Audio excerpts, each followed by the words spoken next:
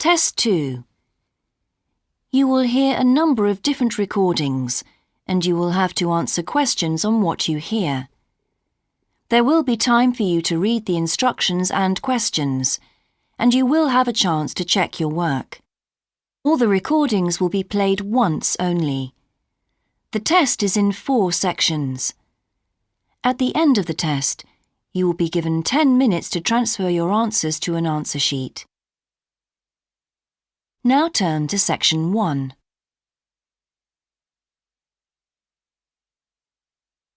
Section 1. You will hear a conversation between a representative of an insurance company and a customer. First, you have some time to look at questions 1 to 3.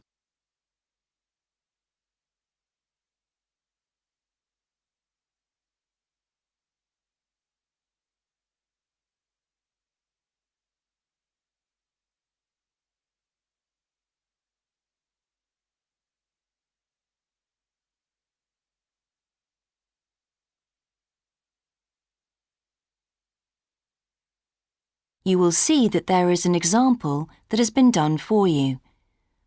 On this occasion only, the conversation relating to this will be played first. Good morning, Total Insurance. Judy speaking. How may I help you? I recently shipped my belongings from overseas back here to Australia, and I took out insurance with your company. Some items were damaged during the move, so I need to make a claim. What do I have to do? Okay, well, first I need to get a few details about this. Can you give me your name, please? Yes, it's Michael Alexander. The man's name is Michael Alexander, so Michael Alexander has been written in the space. Now we shall begin. You should answer the questions as you listen, because you will not hear the recording a second time. Listen carefully and answer questions 1 to 3. Good morning, Total Insurance. Judy speaking. How may I help you? I recently shipped my belongings from overseas back here to Australia, and I took out insurance with your company. Some items were damaged during the move, so I need to make a claim. What do I have to do? Okay, well, first I need to get a few details about this. Can you give me your name, please? Yes, it's Michael Alexander. Okay, and your address, please? My old address or my current one? Your current one. It's 24 Manly Street, Milperra, near Sydney. What was the suburb, sorry? Milperra, Milperra. Right. Now, who was the shipping agent, Mr. Alexander? You mean the company we used? Yes, the company who packed everything up at the point of origin. Oh, it was, First Class Movers. Okay. Where were the goods shipped from? China, but the ship came via Singapore and was there for about a week. Don't worry, all of that information will be in the documentation. Now, the dates. Do you know when the ship arrived? It left on the 11th of October and got to Sydney on the 28th of November. Okay. I need one more thing. There's a reference number. It should be in the top right-hand corner of the pink form they gave you. Let me have a look. I have so many papers. Yes, here it is. It's 601 ACK. Thanks. Before you hear the rest of the conversation, you have some time to look at questions 4 to 10.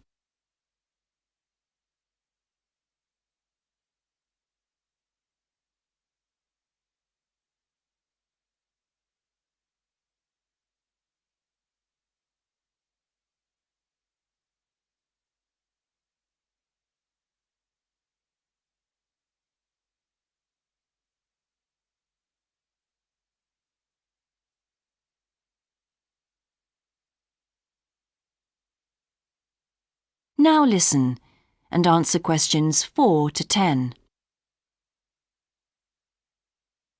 I need to take down a few details of the actual damage over the phone before you put in a full report. Can you tell me how many items were damaged and what the damage was? Yes, well, 4 things actually. I'll start with the big things. My TV, first of all. It's a large one, very expensive. Insurance doesn't cover electrical problems. It isn't an electrical problem. The screen has a huge crack in it, so it's unusable. I see. Any idea of the price to repair it? No. Well, I don't think it can be repaired. It will need a new one. OK, I'll make a note of that and we'll see what we can do. Now, what was the second item? The cabinet from the bathroom was damaged as well. It's a lovely cabinet. We use it to keep our towels in. And what is the extent of the damage? Well, the back and the sides seem okay, but the door has a huge hole in it. It can't be repaired. I'm really not very happy about it. And how much do you think it will cost to replace it? Well, when I bought it last year, I paid $125 for it. But the one I've seen here in Sydney is a bit more expensive. It's $140. Right. And what was the third item? My dining room table. It's a lovely table from Indonesia. It must have been very hot inside the container because one leg has completely split down the middle. The top and the other 3 look okay, thank goodness. Any idea of the price to repair it? Well, I had an estimate done on this actually because it is a very special table to us. They quoted us $200, which is really pricey, so I hope the insurance will cover the total cost. I'm sure that will be fine. What was the last item, Mr. Alexander? Well, we have a lovely set of china plates and dishes, with matching cups, saucers, the lot. They were all in the one box, which must have got dropped because some plates were broken. 6, actually. And can you tell me the replacement value of these? Well, it's hard to say because they were part of a set, but they can be up to $10 each as it's such a good set. OK, so that would be around $60 altogether. Yes, that's right. And is that all of the items? Yes. So, what do I have to do now? That is the end of section 1. You now have half a minute to check your answers.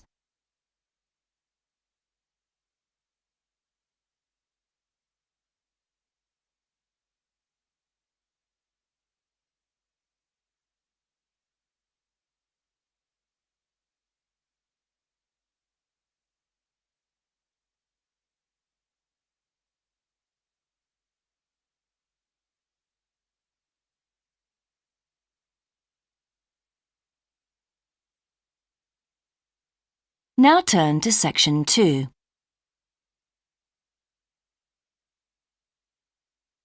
Section 2. You will hear an introductory talk about a new agricultural park.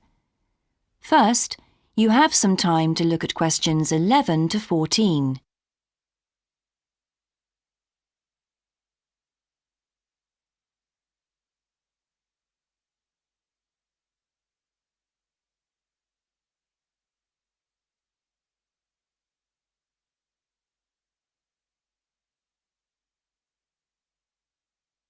Now listen carefully and answer questions 11 to 14. Welcome to Greenvale Agricultural Park. As you know, we've only been open a week, so you're amongst our first visitors. We have lots of fascinating indoor and outdoor exhibits on our huge complex, spreading hundreds of hectares. Our remit is to give educational opportunities to the wider public, as well as to offer research sites for a wide variety of agriculturists and other scientists. Let's start by seeing what there is to do.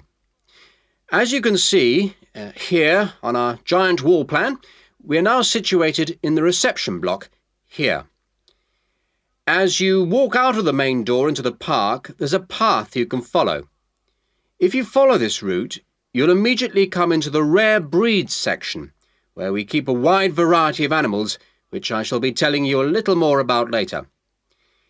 Next to this, moving east, is the large grazing area for the rare breeds. Then further east, in the largest section of our park, is the forest area. South of the grazing area, and in fact just next to the reception block, is our experimental crop area. In the middle of the park, this circular area, is our lake. These two small rectangular shapes here are the fish farms where we rear fish for sale. To the east of those is the marsh area, which attracts a great many migrant birds. In the southeastern corner, beyond the marsh, is our market garden area, growing vegetables and flowers. Before you hear the rest of the talk, you have some time to look at questions 15 to 20.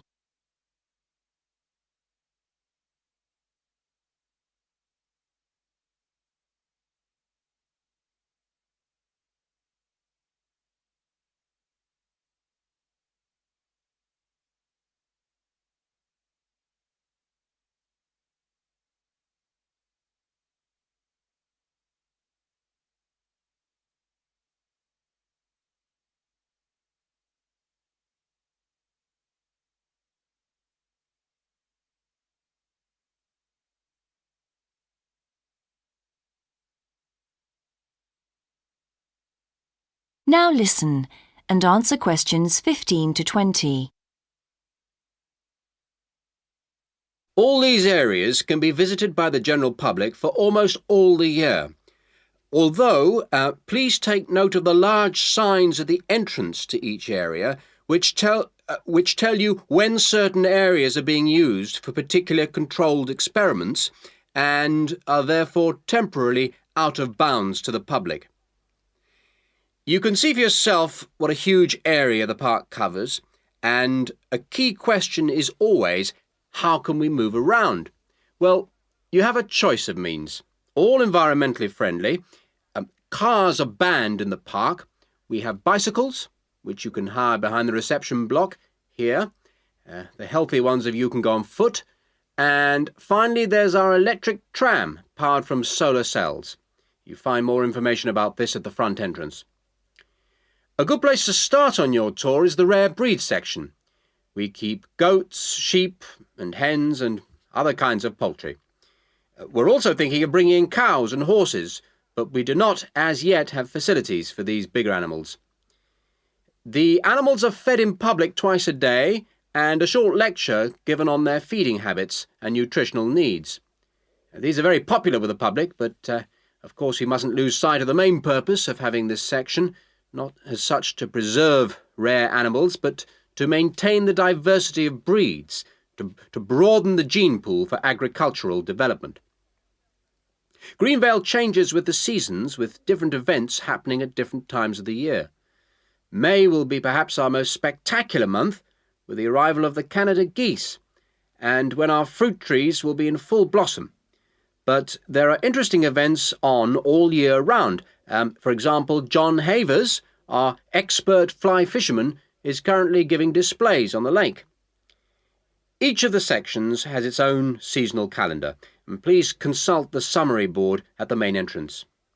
And the final section, as we return to the reception blocks, is the orchard. Do take time to browse round our shop. There's a wide selection of books on wildlife, some of them written by local authors, and the history of farming, including organic farming, something which the park will be diversifying into in the coming months. That is the end of section 2. You now have half a minute to check your answers.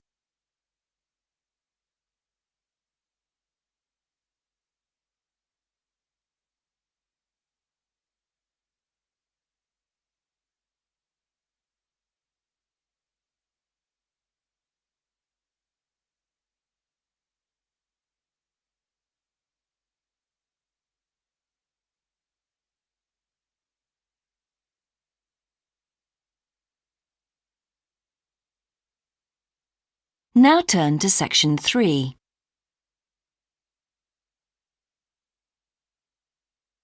Section 3. You will hear part of a seminar in which a researcher called Grant Freeman discusses his work on Australian honeybees with a group of students. First, you have some time to look at questions 21 to 24.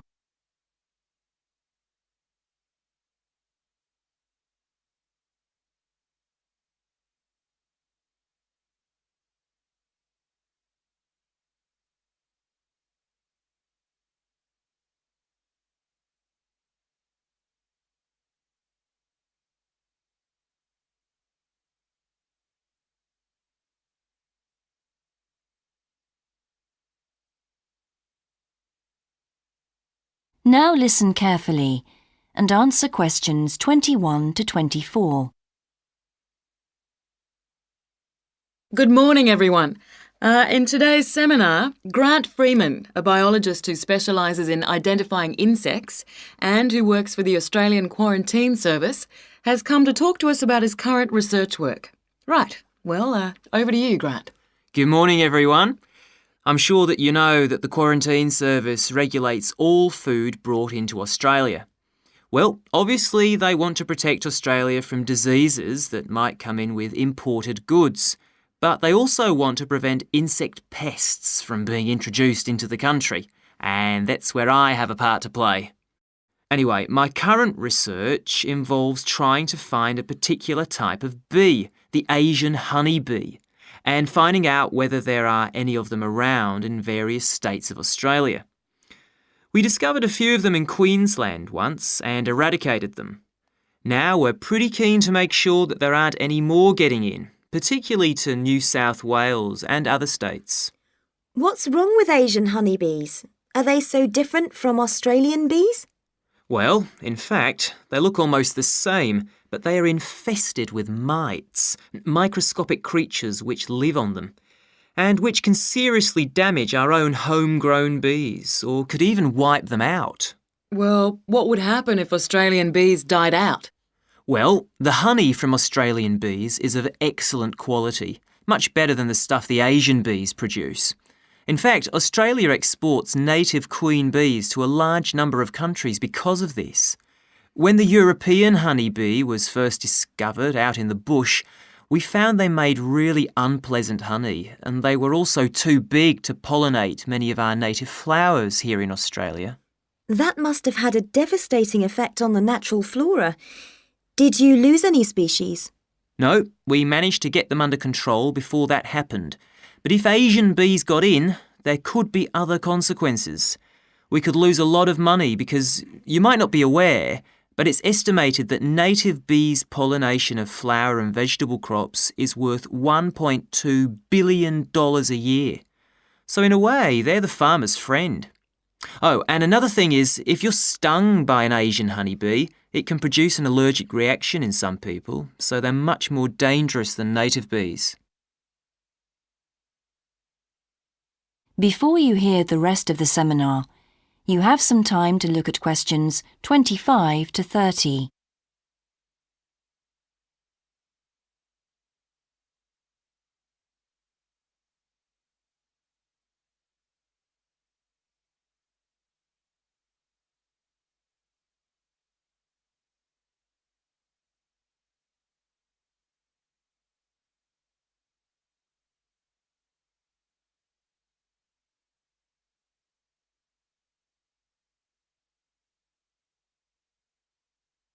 Now listen and answer questions 25 to 30. How will you know if Asian bees have entered Australia? We're looking at the diet of the bird called the rainbow bee-eater. The bee-eater doesn't care what it eats as long as they're insects. But the interesting thing about this bird is that we are able to analyse exactly what it eats, and that's really helpful if we're looking for introduced insects. How come? Because insects have their skeletons outside their bodies, so the bee-eaters digest the meat from the inside.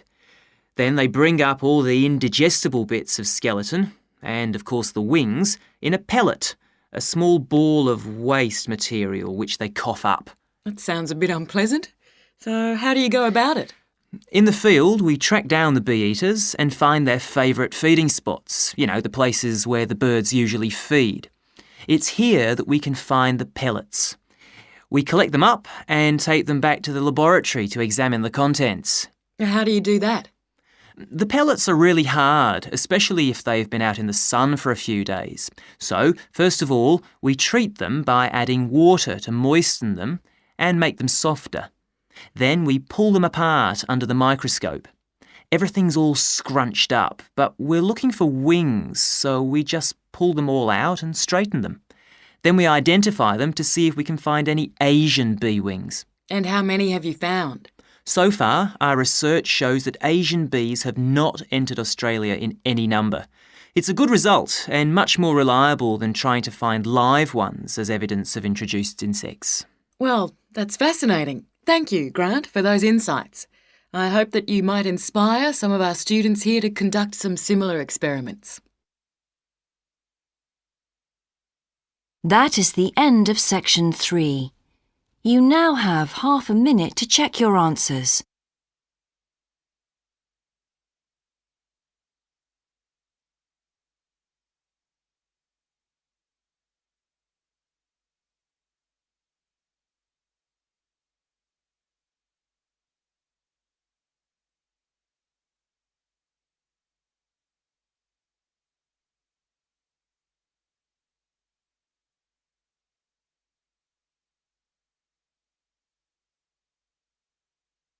Now turn to section 4.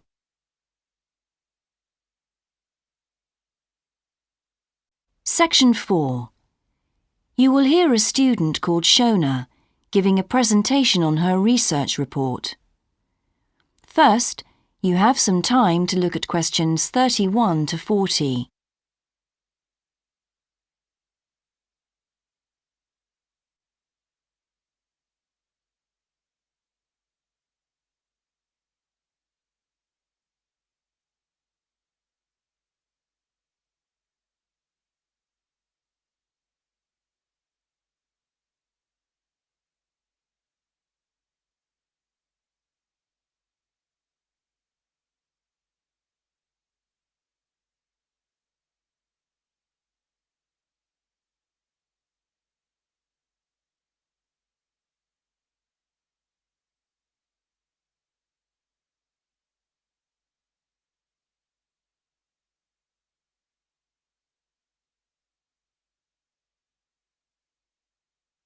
Now listen carefully and answer questions 31 to 40.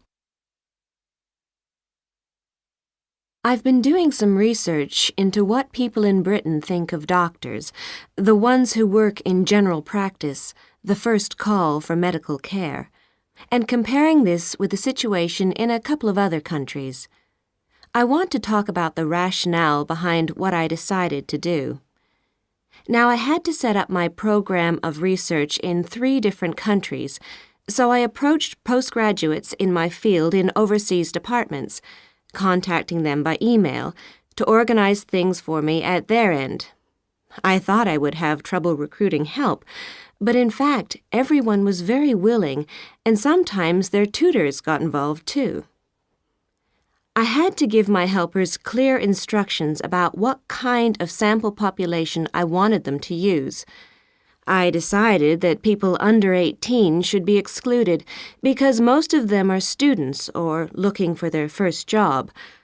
And also I decided at this stage just to focus on men who were in employment and set up something for people who didn't have jobs and for employed women later on as a separate investigation.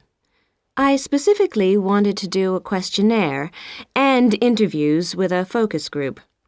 With the questionnaire, rather than limiting it to one specific point, I wanted to include as much variety as possible. I know questionnaires are a very controlled way to do things, but I thought I could do taped interviews later on to counteract the effects of this. And the focus group may also prove useful in future by targeting subjects I can easily return to, as the participants tend to be more involved. So I'm just collating the results now. At the moment, it looks as if in the UK, despite the fact that newspapers continually report that people are unhappy with medical care, in fact, it is mainly the 3rd level of care, which takes place in hospitals, that they are worried about. Government reforms have been proposed at all levels, and although their success is not guaranteed, long-term hospital care is in fact probably less of an issue than the media would have us believe. However, I've still got quite a bit of data to look at. Certainly, I will need to do more far-reaching research than I had anticipated in order to establish if people want extra medical staff invested in the community, or if they want care to revert to fewer but larger key medical units. The solution may well be something that can be easily implemented by those responsible in local government, with central government support, of course. This first stage has proved very valuable, though. I was surprised by how willing most of the subjects were to get involved in the project. I had expected some unwillingness to answer questions honestly, but I was taken aback and rather concerned that something I thought I'd set up very well didn't necessarily seem that way to everyone in my own department.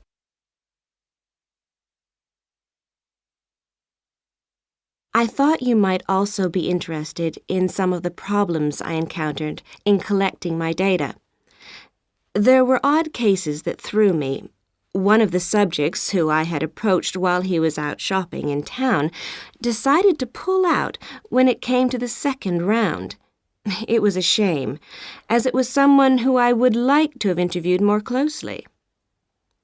And one of the first-year students I interviewed wanted reassurance that no names would be traceable from the answers.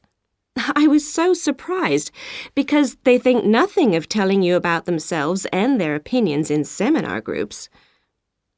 Then one of the people that I worked with got a bit funny. The questions were quite personal, and one minute he said he'd do it, then the next day he wouldn't. And in the end, he did do it. It's hard not to get angry in that situation, but I tried to keep focused on the overall picture in order to stay calm. The most bizarre case was a telephone interview I did with a teacher at a university in France.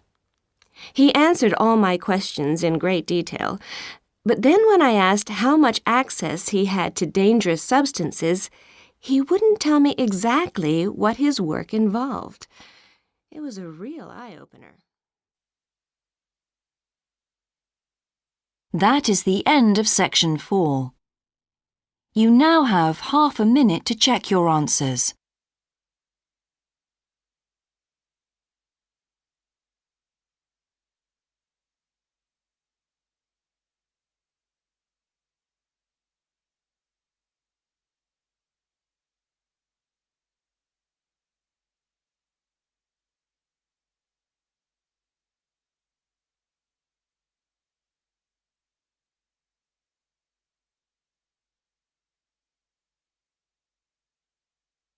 That is the end of the listening test. In the IELTS test, you would now have 10 minutes to transfer your answers to the answer sheet.